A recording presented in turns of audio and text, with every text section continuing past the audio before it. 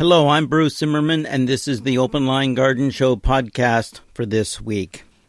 Now, a lot of people are into heritage seeds and varieties of plants, and it's not always the easiest to find. Okay, you're going to get the brandy wines and some of the tomatoes, but how about some of the squashes from the 1850s?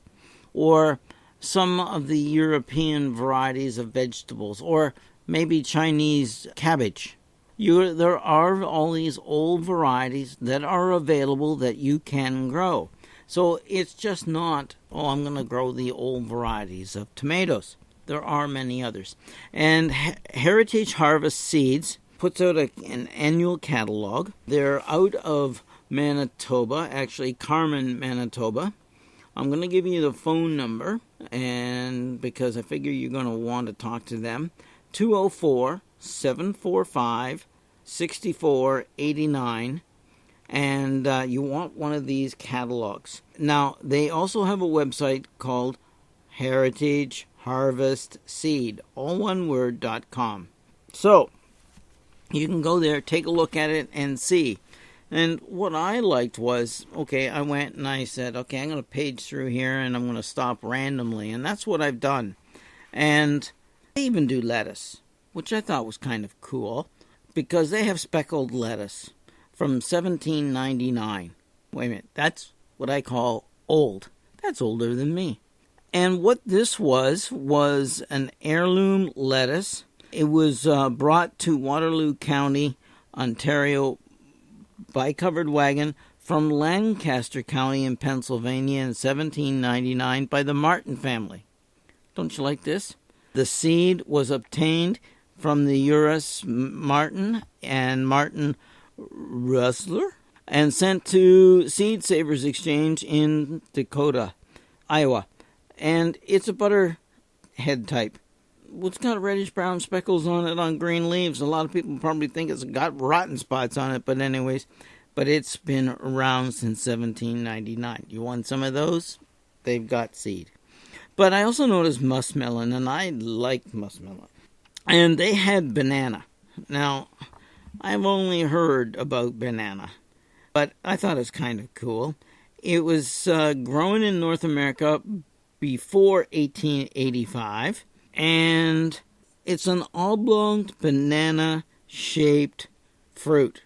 Now, the muskmelons, we don't think of them as being that shape. But it can get 24 inches long, and it's very sweet, and have a salmon-colored flesh. It takes 90 days to germinate, and of course, that's kind of neat. It's very sweet, long. You put this on somebody's plate, they're going to go, okay, what's going on here? But there's that one as well. There is one that I remember from when I was a kid. It was still around. The Minnesota Midget from 1948. And it came out of the University of Minnesota. It was introduced by Farm Seed Company. It's got short vines that only reach 3 feet long. Called small gardening, right? And this is for trellising or container growing. The fruit is about 3 to 4 inches, so it's individual. It's got a sweet golden flesh, and there's lots in abundance. In other words, lots of fruit. And it's very early. That's all right. 60 to 65 days. That's what I would call a great muskmelon for northern gardeners. And yes, it's compact, so it doesn't take up a ton of room in your garden and can be grown in containers and on trellises, etc. And it's been around since 1948. So somebody knew what they were doing. So there's that one. Then there's Montreal Market from the 1870s. It's been also known as Montreal Melon, Montreal Nutmeg, and Burpee supposedly discovered this melon in 1880 at the St. Anne's Market in Montreal. It's been growing for many years in the Montreal area. The melon roots can be traced back to the early French settlers, so been around a while.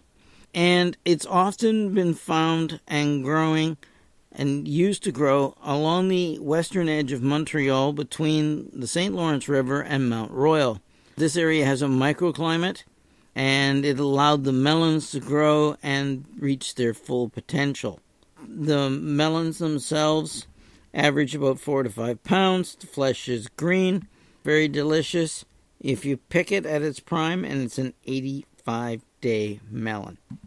Different, right? Did you know that? Squash and squash have a tendency to, when open pollinated, become a little strange. In other words, they cross with a lot of things. They're very loose-moraled plants, right? Squash, there is one that I thought that was rather interesting, and I want to make sure I find it again. It was Rouge Vip des Champs. It was known before 1883. It's an old French heirloom. It was offered for sale in America by Burpee in 1883, but it's been around in France since the early 1800s. It's a flat pumpkin, like Cinderella's coach. The flesh is thick, yellow. It's good for pies. It's a traditional pumpkin soup. It's very popular, and it was used a lot as a soup base in Paris in the 1800s. Because it's so mild in its flavor, it allowed all the other flavors that have been added to this, that it was being used as a soup base or stock for other soups. The neat thing is that this pumpkin is always orange. It's not green and you have to wait. It's always orange, and it has the fact that it is orange and can be picked small, medium, large, etc. So you can pick it at any time as long as it is as orange, and therefore you can get them when they're small or when they're large. Very interesting pumpkin. It's great for farmers markets. It's decorative. It's an early maturing variety, if you want to call 95 days early maturing. But it's definitely one that I would try, and I would try it in a peat pot to start ahead of time in the house, just to get a jump on that 95-day season. Maybe with a little frost protection in the fall, and you could get some really interesting squash soup. Who doesn't like squash soup? I do. But this is the type of what you're going to see in this book.